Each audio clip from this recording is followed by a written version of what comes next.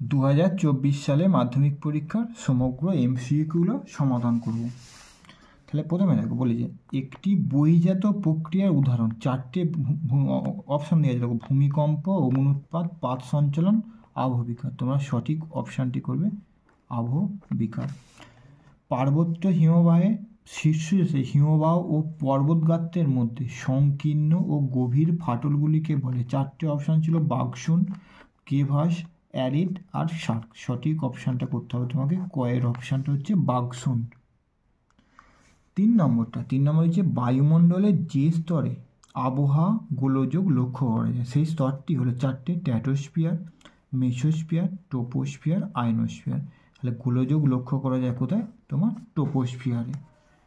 বৈপরীত্য উত্তাপ সংঘটিত হয় যখন উচ্চতা বৃদ্ধিতে উষ্ণতা বৃদ্ধি পায়, উচ্চতা বৃদ্ধিতে উষ্ণতা হ্রাস পায়, উচ্চতা বৃদ্ধি বা হ্রাসে উষ্ণতা অপরিবর্তিত থাকে, অক্ষাংশের মান বৃদ্ধিতে উষ্ণতা বৃদ্ধি পায়। সঠিক অপশানটা করতে হবে তোমার কয়ের অপশানটা, উচ্চতা বৃদ্ধিতে উষ্ণতা বৃদ্ধি পায়, তখন হচ্ছে বৈপরীত্য উত্তাপ সৃষ্টি হবে। ভূপৃষ্ঠের কোনো স্থানে একটি স্থানের জোয়ারের সঙ্গে ভাটার সময়ের পার্থক্য চারটে অপশান: 6 ঘন্টা, 6 ঘন্টা 13 মিনিট, 6 ঘন্টা 30 মিনিট, 6 ঘন্টা 45 মিনিট। সঠিক অপশানটা করবে তোমরা 6 ঘন্টা 13 মিনিট। তারপর সমুদ্রের যে স্থানে উষ্ণ ও শীতল স্রোত উভয়ে মিলিত হয় তাকে বলে। চারটে অপশান: হিমানী সম্প্রপাত, হিমশৈল, হিমপ্রাচীর আর হিমগুল্ম। সঠিক যেখানে মিলিত হবে তাকে বলা হবে তাকে বলা হবে হিমপ্রাচীর বলবে। তারপরে বিষাক্ত নয় এমন একটি বর্জ্যের উদাহরণ হলো ধানের খোসা, ফ্লাই অ্যাশ, পলিথিন, ক্যাডমিয়াম। সঠিক অপশানটা করবে তোমরা কয়ের অপশানটা, ধানের খোসা। তারপর আরেকটা কি যে ভারতের উত্তরের পার্বত্য অঞ্চলে অবস্থিত একটি লবণাক্ত হ্রদের নাম কি? ডাল হ্রদ, নৈনিতাল, উলার আর প্যাংগং। এটা হচ্ছে প্যাংগং, লাদাখে অবস্থিত হচ্ছে একটি শীতল কিন্তু এটা লবণাক্ত জলের হ্রদের নাম। ভারতের একটি মুখ্য বৃষ্টিচ্ছায়া অঞ্চল, চারটে অপশান যে শিলং মালভূমি, হিমালয়ের পাদদেশ অঞ্চল, পূর্বঘাট পর্বতের পূর্বঢাল আর ছোটনাগপুর মালভূমি। সঠিক অপশানটা হবে শিলং মালভূমি একটি মুখ্য বৃষ্টিচ্ছায়া অঞ্চলের উদাহরণ। তারপরটা দেখো বলছে ব্যাসল্ট শিলার আবহবিকার ফলে সৃষ্ট মৃত্তিকা চারটে: লোহিত মৃত্তিকা, পলি মৃত্তিকা, কৃষ্ণ মৃত্তিকা, ল্যাটেরাইট মৃত্তিকা। তোমরা সঠিক অপশানটা করবে গয়ের অপশানটা, কৃষ্ণ মৃত্তিকা। ভারতের কেন্দ্রীয় কার্পাস গবেষণাগার কেন্দ্রটি অবস্থিত লখনৌতে, নাগপুরেতে, কটকেতে, মুম্বাই। সঠিক অপশানটা করবে তোমরা মহারাষ্ট্রের নাগপুরেতে। তারপরে বনজ ভিত্তিক শিল্পের উদাহরণ হলো কাগজ শিল্প, লৌহ ইস্পাত শিল্প, দোহন শিল্প, পেট্রোরসায়ন শিল্প। সঠিক অপশানটা হবে কয়, কাগজ শিল্প। তারপরে 13টা ভারতের ডেট্রয়েট বলে পরিচিত জামশেদপুর, আহমেদাবাদে, পুনে আর চেন্নাই। ভারতের ডেট্রয়েট বলা হয় কাকে? তোমার চেন্নাইকে। তারপরে উপগ্রহ চিত্রে নদী ও জলাশয় যে রঙের সাহায্যে নির্দেশ করা হয় তা হলো সবুজ, লাল, গাঢ় নীল আর হলুদ। সঠিক অপশানটা করবে গয়ের অপশানটা তোমার গাঢ় নীল।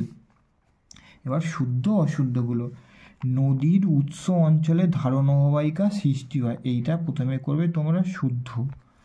ঝুলন্ত উপত্যকা নদীর ক্ষয়কার্যের ফলে গঠিত। ঝুলন্ত উপত্যকা নদী নয়, এটা হচ্ছে অশুদ্ধ। যদি নদীর পরিবর্তে হিমবাহ হতো তখন শুদ্ধ হতো। সমুদ্রবায়ু সন্ধ্যাবেলায় প্রবাহিত হয়, এটা তোমার হচ্ছে শুদ্ধ, কেন সমুদ্রবায়ুর গতিবেগ সন্ধ্যাবেলায় সর্বোচ্চ গতি লাভ করে। হিমালয়ের দুটি উল্লেখযোগ্য উদ্ভিদ হলো গরান আর গোলপাতা, এটা ভুল, মানে অশুদ্ধ। গরান আর গোলপাতা তোমার হিমালয়ের নয়, এটা ম্যানগ্রোভ অরণ্য। গোদাবরী নদী গোস্ত উপত্যকার মধ্যে দিয়ে প্রবাহিত হয়েছে, এইটাও তোমার অশুদ্ধ। গোদাবরী নদী নয়, যদি গোদাবরী নদীর পরিবর্তে নর্মদা বা তাপ্তি নদী থাকতো তাহলে তোমার শুদ্ধ হতো। আর্সেনিক একটি বিষাক্ত বর্জ্য পদার্থ, এটা তোমার হচ্ছে শুদ্ধ। আর মহাকাশে প্রেরিত ভারতের প্রথম কৃত্রিম উপগ্রহের নাম হচ্ছে অ্যাপোলো, এটাও অশুদ্ধ। অ্যাপোলোর পরিবর্তে যদি আর্যভট্ট হতো তখন তোমরা ঠিক শুদ্ধ করছে। তারপরে শূন্যস্থান পূরণগুলো: প্রপাতকূপ বা প্লাঞ্চ পুল সৃষ্টি হয় ড্যাশের পাদদেশে, এখানে লিখতে হবে জলপ্রপাতের পাদদেশে। 1 নম্বর। বায়ুপ্রবাহ ও সমুদ্র স্রোত বিক্ষিপ্ত হয় ড্যাশ শক্তির প্রভাবে, এখানে লিখতে হবে কোরিওলিস বল। কোরিওলিস বল বা শক্তি দেওয়া আছে, কোরিওলিস শক্তির প্রভাবে হলেই হবে। নিরক্ষীয় অঞ্চলে ড্যাশ ধরনের বৃষ্টিপাত হয়, নিরক্ষীয় অঞ্চলে পরিচলন। শীতল ড্যাশ স্রোতের প্রভাবে নিউ ফাউন্ডল্যান্ড উপকূলে শীতকালে তুষারপাত হয়, শীতল ল্যাব্রাডর ব্যবহৃত ইঞ্জেকশনের সিরিঞ্জ একটি ড্যাশ বর্জ্য, এটা চিকিৎসা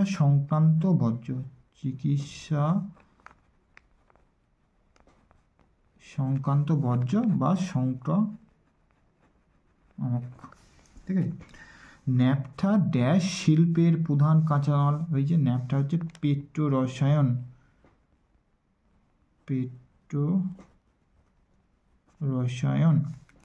2011 খ্রিস্টাব্দে আদমশুমারি অনুসারে ভারতের সর্বনিম্ন জনঘনত্বপূর্ণ রাজ্যটির নাম হচ্ছে অরুণাচল প্রদেশ। জনঘনত্ব সবচেয়ে কম হচ্ছে সর্বনিম্ন জনঘনত্ব অরুণাচল প্রদেশ। এবারে একটি বা দুটি শব্দে উত্তর দাও। চুনাপাথর যুক্ত অঞ্চলে নদীর ক্ষয়কার্যে কোন প্রক্রিয়া? এটা সবচেয়ে সহজ, চুনাপাথর যুক্ত জলে দোবন প্রক্রিয়া। বায়ুমণ্ডলের কোন স্তরে মেরুপ্রভা দেখা যায়? এটা হচ্ছে আয়নোস্ফিয়ার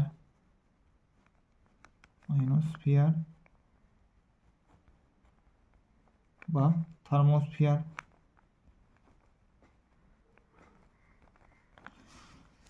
কোন মহাসাগরের ঋতু পরিবর্তনের ফলে সমুদ্র স্রোতের দিক পরিবর্তন ঘটে? এইটা হচ্ছে ভারত মহাসাগর, লিখবে ভারত মহাসাগর। 2.34 কর্ণাটকের ব্যবচ্ছিন্ন মালভূমির নাম লেখো। তোমরা এখানে লিখবে মাল্লান্দ, ময়দান, কর্ণাটক, মহীশূর। এতগুলোর মধ্যে একটা লিখলেই পাবে উত্তর।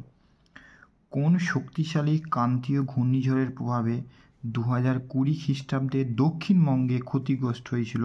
তার নাম হচ্ছে আমফান, ফয়াকা দন্তন্য অথবা ফয়ে আকা দন্তন্য, যে কোনো একটা লিখলেই তোমার হবে। শ্বাসমূল কোন জাতীয় উদ্ভিদের একটি বৈশিষ্ট্য? ওটা হবে ম্যানগ্রোভ বা লবণাম্বু, যে কোনো একটা লিখলেই হবে।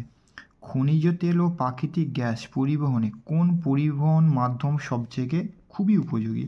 এটা লিখবে পাইপলাইন নলপথ, যে কোনো একটা। ভূবৈচিত্র্যসূচক মানচিত্রে যে কাল্পনিক রেখার সাহায্যে ভূমির উচ্চতা দেখানো হয় তার নাম কি? তার নাম করবে সমোন্নতি রেখা, সমোন্নতি রেখা। এবার বাম দিকের সাথে ডান দিকে দেখো কাশ্মীর উপত্যকা হচ্ছে জাফরান। লুনি দেখা যায় রাজস্থানে। রডোডেন্ড্রন হচ্ছে আলপীয় উদ্ভিদ, আর সালেম হচ্ছে শঙ্কর ইস্পাত কেন্দ্র। 2 নম্বরে দিয়েছে অগ্নিভবনের সংজ্ঞা দাও। কার্যকরী সৌরবিকিরণ। আপেক্ষিক আর্দ্রতার সংজ্ঞা অ্যাপোজি জোয়ার। কঠিন বর্জ্য পদার্থের সংজ্ঞা বর্জ্যের পৃথকীকরণ কি? কয়াল বলতে কি বোঝো? 2 নদীর মিলিত নাম গঙ্গা। বহুমুখী নদী পরিকল্পনা শিকড় আলগা শিল্প। দূর সংবেদন আর জিওস্টেশনারি। 4 নম্বরগুলো দেখে নাও।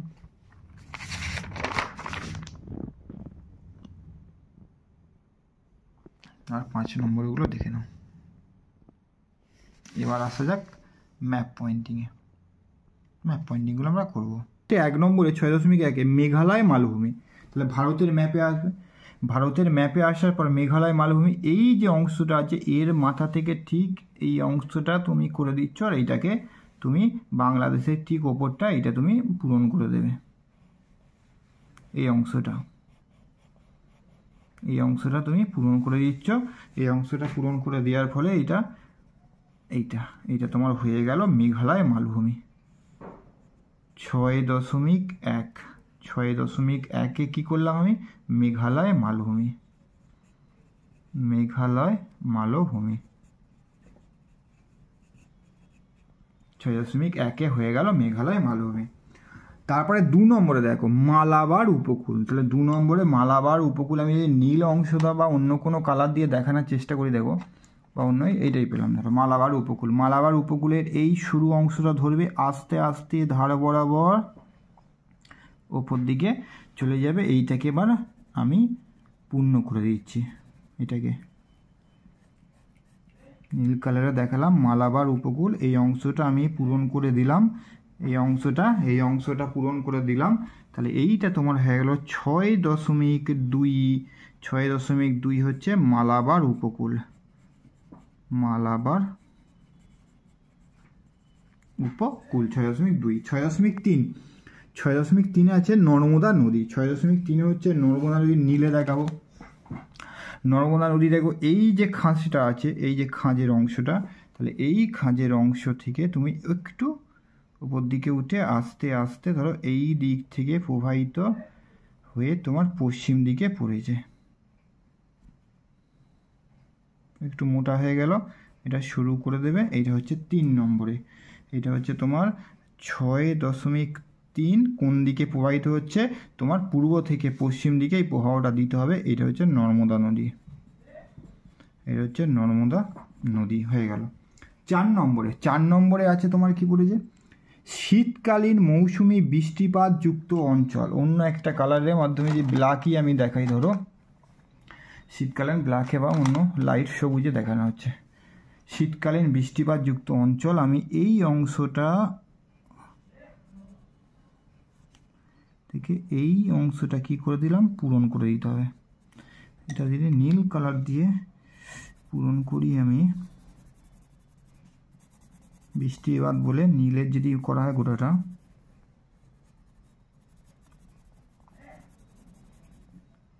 এটা হচ্ছে নীল কালারে আমি করে দিলাম।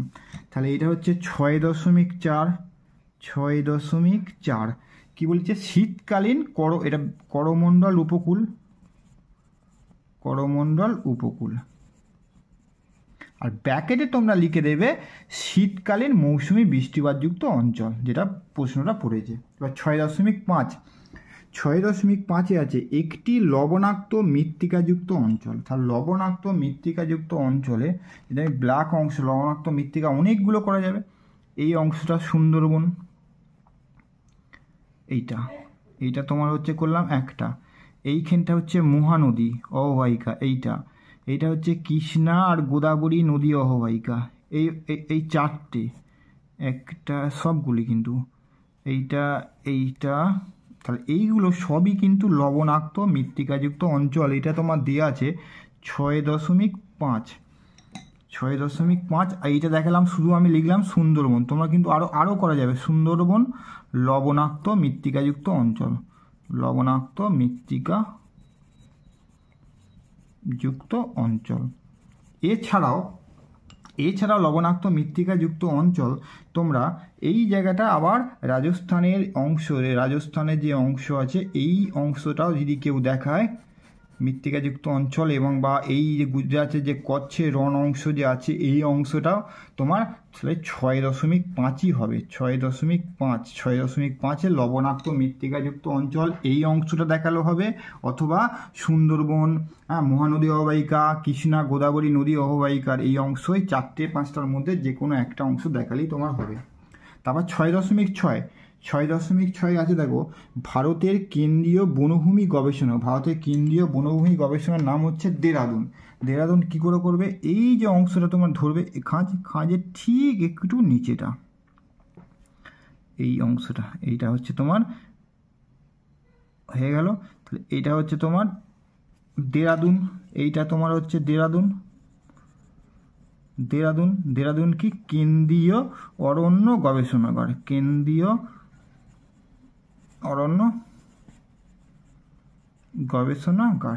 অরণ্য গবেষণাগার তোমার 6.6 হচ্ছে কেন্দ্রীয় অরণ্য গবেষণাগার, দেরাদুন অবস্থিত।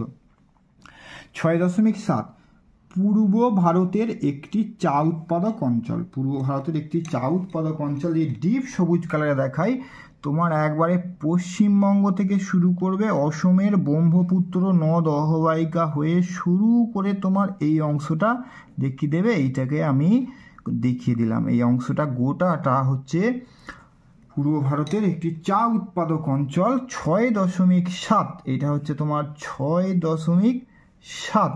তাহলে 6.7-এ চা উৎপাদক অঞ্চল, চা উৎপাদক অঞ্চল, ব্র্যাকেটে লিখতে হবে অসম আর কমা দিয়ে পশ্চিমবঙ্গ, অসম আর পশ্চিমবঙ্গ ব্র্যাকেটে দিয়ে গেলে 6.7 চা উৎপাদক অঞ্চল। তারপরে 6.8 উত্তর ভারতের বৃহত্তম মোটর গাড়ি নির্মাণ কেন্দ্র। এই লাল অংশ দিয়ে দেখায় মোটর গাড়ি নির্মাণ কেন্দ্র হচ্ছে গুড়গাঁও। গুড়গাঁও এইখানটা ধরতে হবে, এর ঠিক একটুখানি মাঝ বরাবর দিল্লি, তার ঠিক একটু পাশের অংশটা, এই অংশটা তোমাকে দিল্লির ঠিক একটু পাশে উপর দিকে, এইটা হচ্ছে তোমার 6.8 হচ্ছে গুড়গাঁও। আর ব্র্যাকেটে লিখতে হবে ভারতের বৃহত্তম মোটর গাড়ি নির্মাণ কেন্দ্র, উত্তর ভারতের বৃহত্তম মোটর গাড়ি নির্মাণ কেন্দ্র, এটা ব্র্যাকেট ক্লোজ করে দেবে। তারপরে 6.9 বলে যে পূর্ব উপকূলের একটি স্বাভাবিক বন্দর, এটা আমি পুরো নাম হচ্ছে বিশাখাপত্তনম। এই যে খাঁজটা আছে, খাঁজের ঠিক ওপর দিকের অংশটা তুমি দেখিয়ে দেবে, এইটা কালারি করি আমি, এই অংশটা তুমি দেখিয়ে দেবে একদম, জাহাজ যে নির্মাণ কেন্দ্র আছে তুমি, তাহলে এইটা হচ্ছে তোমার বিশাখাপত্তনম। তাহলে 6.9 এর নাম হচ্ছে বিশাখাপত্তনম। আর ব্র্যাকেটে তোমরা লিখে দেবে, কি লিখে ব্র্যাকেটে, পূর্ব উপকূলের একটি স্বাভাবিক বন্দর, এইটা তোমরা লিখে দিচ্ছ। তাহলে 6.9 হচ্ছে বিশাখাপত্তনম। আর সর্বশেষ হচ্ছে বেঙ্গালুরু। তোমার এই লাল কালিতে আমি দেখাই, লাল পয়েন্টে এই ফোলা যে অংশটা, এটা হচ্ছে চেন্নাই থেকে ঠিক একটুখানি মাঝামাঝি আসতে হবে, এসে তোমার একটু উপরে সামান্য এইটা হচ্ছে তোমার 6.10 হচ্ছে বেঙ্গালুরু।